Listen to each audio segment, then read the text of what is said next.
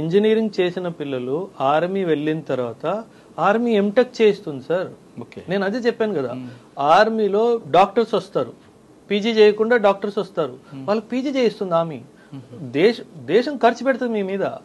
Because when you learn, మీరు చదువుకుంటే దేశానికి కదా ఉపయోగం వచ్చేది. సో ఆ డైమెన్షన్ లో డెఫినెట్ గా they will help. Sir financial గా తీసుకుంటే సార్, ఆర్మీలోకి వచ్చినప్పుడు సోల్జర్ నుండి మన ఆఫీసర్ వరకు శాలరీ ఎలా ఏ బేసిక్ లో ఉంటాయండి? స్టార్ట్ అవుతుంది అంటే నాకు ప్రస్తుతం ఉన్న పే స్కేల్స్ పరంగా 7th పే కమిషన్ నడుస్తుంది సార్. దాని పరంగా నాకు తెలుసుండి ఈజీగా ఒక సోల్జర్ కూడా ఇంటికి నెలకి ₹1,00,000 దాకా తీసుకొస్తారు నెలకి.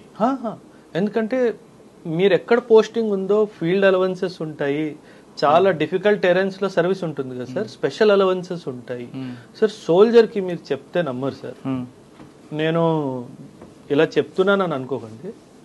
అ soldier can survive in the army at the cost of ₹100 per month. చెప్తే నమ్ముతారా sir?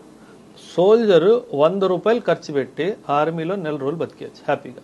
Food free, boarding lodging free, rum and liquor free for soldier, and training free, his health and everything free, leave వచ్చినప్పుడు జీతం free. వాడు ఏది ఖర్చు పెట్టాల్సిన అవసరం లేదు సార్. ఎవ్రీథింగ్, నీ బట్టలు, నీ చెప్పులు అన్నీ ఫ్రీ. ₹100 సబ్బు, షేవింగ్ కిట్ చాలు. You can easily survive. Can you imagine sir, ఒక బీటెక్ పాస్ అయిన పిల్లోడు 20,000 సంపాదించడానికి కష్టపడుతున్నాడు. సో నువ్వు 10th 12th పాస్ అయ్యి నెలకు ₹1,00,000 సంపాదిస్తూ ₹100 మీద గడిపేస్తున్నావు. ఇంకేం కావాలి సార్? కరెక్టే కదా. So that is the reason why north లో ఇంత క్రేజ్ ఎందుకు ఉంది సార్ ఆర్మీకి. వాళ్ళు అర్థం చేసుకున్నారు, ఈ బయట ఐటీ సాఫ్ట్వేర్ లో టెన్షన్ తప్పితే, రోగాలు తప్పితే ఏమి రావట్లేదు. ఇక్కడ వెళ్తే హెల్త్ ఉంది, ఫ్రీగా దొరుకుతుంది, మీకు ట్రైనింగ్ చేస్తున్నాడు, రోజుకి మీరు ఏమైనా డబ్బులు కడుతున్నాడు ట్రైనింగ్ లేదు కదా, ఫ్రీగా ట్రైనింగ్ చేస్తున్నాడు. He is making a man out of you and giving you salary also. That's what. Officers కి కొన్ని ఖర్చులు ఉంటాయి, కానీ జవాన్స్ కి మాత్రం నిజంగా చెప్తున్నాను సార్, ₹100 లో హ్యాపీగా ఉండొచ్చు. ఒక్కొక్క జవాన్ మీద ఎంత ఖర్చు అవుతుందండి సార్? చాలా sir. Initial basic training sir, నేను ఆర్టిలరీ సార్. ఆర్టిలరీ అంటే పెద్ద పెద్ద గన్స్, ఒక్కొక్క రౌండ్ లక్షల్లో ఉంటుంది సార్. ఒక్కొక్క ఆఫీసర్ మీద కొన్ని హండ్రెడ్స్ ఆఫ్ రౌండ్స్ వాడికి ఇచ్చి వాడికి ప్రాక్టీస్ చేస్తారు.